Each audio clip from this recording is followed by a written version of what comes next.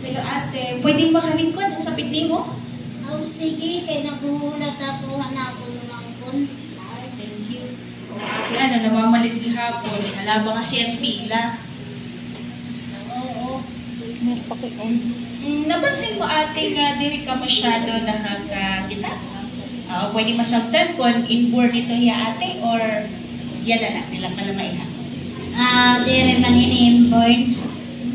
Siya ba ate? Ako ngayon ate ni Jennifer, kung okay la, may da ako i-share ha imo. Samtang may da ka, samtang ikulat mo ni umang kon. Okay la ate?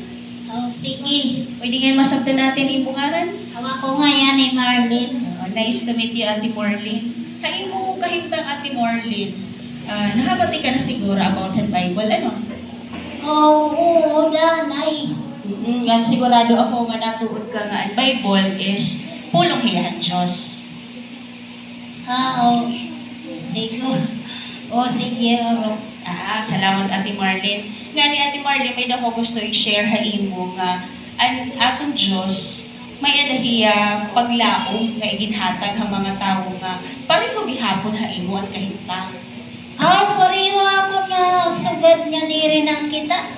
Oo ate. Ano ba ito? Oo. Nga ito ate nga saan ng Diyos. So ganun imo na sa rin kanina nga natuod ka nga ang Biblia is puluhan Diyos. Mismo sa Bible, makikita natin ito, mababasa na ito nito. Okay lang, kung basahan kayo mo ate? Sige. Dito niya ate ha Isaiah 35:5.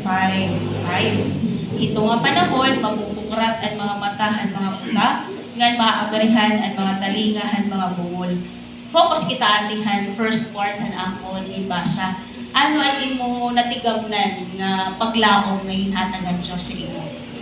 Mapupukrat ang mata. Sugad akon. Oo, Ate Marlene, nga ni usala ito handa mo pa nga maghusay nga saan nga iginhatag ang Diyos sa mga tao. Nga ni usa ito ang mga saan ang Diyos para ha imo mismo personally. Nga maabot ko dati Marlene ang panahon nga mapupukrat nga makikita mo ang mga tanan nga maghusay nga butang nga hinimo ang Diyos. Para ha imo Ate Marlene, ano personally ang imo karuyag nga makita hasyahan if ever. Karuyag ko siguro makita ko ang mahusay nga kahimtangan natong kalibutan. Yan, aton kahimtang. Oo, mabay ko dito Ate Marlene, ano. Pero nakapakiana ka na ba Ate Marlene kung saan ito niya maabot? Nalipay ako na sabtan ko nga may dangayang paglaom. Saan ba ito mahinana mo? Mabay ko dito Ate nga imo pakiana. Nga ni Ate Marlene kung okay laha imo, pwede kita magtika kapag aramhan Biblia. Nga ni sigurado ko nga mas damo pa nga makalilipay nga kamatukuran nga saan ang Diyos at idaraon ang imo masasabtan. Nga ayaw ka maraka ate, kaya atatong pag-aramhan Biblia, ikaw ang magbubuot kung ano kaiha, anong kahilabaan na atong pag-aram. Nga sigurado ako ate nga imo, diri pa kita, diri iton hiya ulang hitaton pag-study. Sige, salamat. Oo. Para mahibaro. O paitan ate. Araw ko imo cellphone number ate nga address kay by Saturday siguro by 3 PM pwede ako makapasya na halimo.